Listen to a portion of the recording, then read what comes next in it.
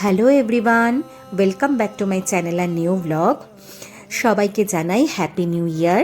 তো 31st নাইটে আমি তো অনেক কিছু রান্নাবান্না করেছিলাম, তো সেখানে আমি একটা রেডি করেছিলাম চকলেট ব্রাউনি। চলো তোমাদের সাথে আজকে সেই চকলেট ব্রাউনি রেসিপিটা শেয়ার করি। এটা কিন্তু ছিল ফুললি এগলেস, তো এটা কিন্তু যে কেউ খেতে পারে আর যখন খুশি তোমরা রেডি করে নিতে পারো।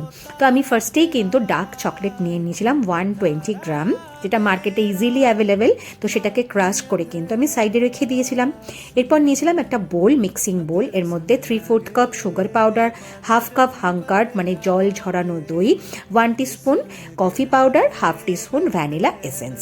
পুরো ব্যাটারটা ভালো করে মিক্সড করে আমি সাইডে রেখে দিয়েছিলাম। আর ব্যাটারটা হবে পুরো কিন্তু লাম্প ফ্রি, কোনো যেন লাম্প না থাকে।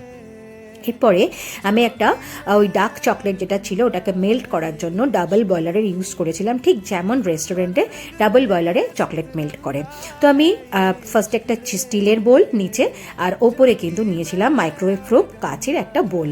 এরপরে কিন্তু আমি 120 গ্রাম বাটার, মানে প্রায় 1 কাপের মতন ডার্ক চকলেট, আর 30 গ্রাম হচ্ছে নিয়েছিলাম বাটার। তো ভালো করে কিন্তু চকলেটটাকে এইভাবে আস্তে আস্তে একদম লো ফ্লেমে মেল্ট করলাম।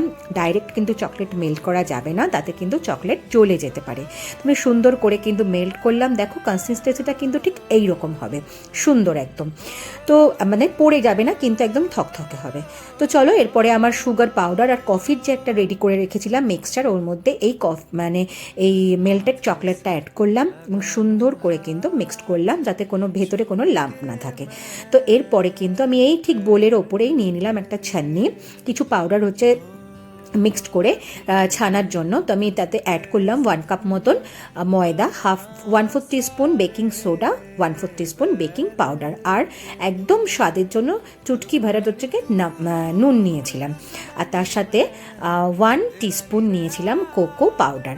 এবার এই মিক্সারটা কিন্তু চামচের সাহায্যে অল্প অল্প করে মানে ছানতে হবে। আর নিচে কিন্তু যে পাউডারটা পড়বে বোলের মধ্যে, সেটা অল্প অল্প করে বারে বারে হচ্ছে মিক্সড করতে হবে, একবারে কিন্তু করা যাবে না, তাতে কিন্তু জিনিসটা মানে হার্ড হয়ে যেতে পারে।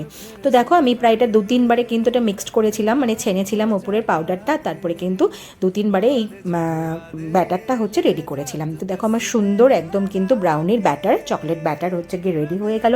এরপরে এই আগের থেকে তো আমি কড়াই প্রিহিটের জন্য রেখে দিয়েছিলাম 20 মিনিটস ধরে।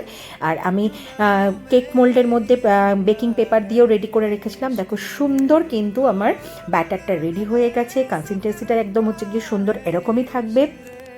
একদম আমি রেডি করে নিয়ে সাথে সাথেই কিন্তু কেক মোল্ডের মধ্যে হচ্ছে গিয়ে ঢেলে, আর আমি প্রিহিট করা যে কড়াই ছিল তার মধ্যে কিন্তু দিয়ে দিলাম 30 মিনিটসের জন্য একেবারে লো ফ্লেমে।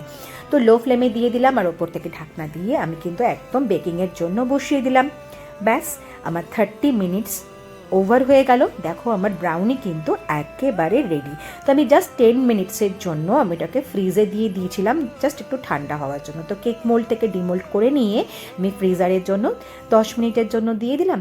এরপরে যখন ঠান্ডা হয়ে গেল জিনিসটা, ব্যাস সুন্দর করে কিন্তু আমি ছুরি দিয়ে হচ্ছে গিয়ে কেটে নিলাম। আমার প্রায় হচ্ছে ওই 5-6 পিস মতন হয়েছিল, আমি বড় বড়ই পিস করেছিলাম। তো মিডিলের একটা স্কোয়ার পিস হচ্ছে নিয়ে সেটাকে প্লেটের মধ্যে রেখে ওপর থেকে দিয়ে দিলাম হচ্ছে আমাদের আগে থেকে নিয়ে আসা, মার্কেট থেকেই নিয়ে এসেছিলাম আইসক্রিম, কিন্তু ঘরে রেডি করিনি।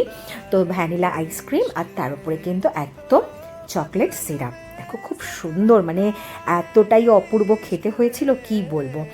মানে এখনও আমার কথা বলতে বলতে যেন হচ্ছে জিভ দিয়ে জল পড়ে যাচ্ছে, এতটাই অপূর্ব খেতে হয়েছিল। তো চলো, আমি তো ভীষণভাবে, আমরা তো তিনজনে ভীষণভাবে এই চকলেট ব্রাউনিটা হচ্ছে এনজয় করেছি। তোমরা প্লিজ ট্রাই করো এই রেসিপিটা, আর কেমন লাগলো রেসিপিটা অবশ্যই কিন্তু আমার সাথে হচ্ছে শেয়ার করো। আর সকলে ভালো থেকো, সুস্থ থেকো, সাবধানে থেকো। আর ভিডিওটা ভালো লেগে থাকলে অবশ্যই কিন্তু like, comment, share and subscribe করে দিও।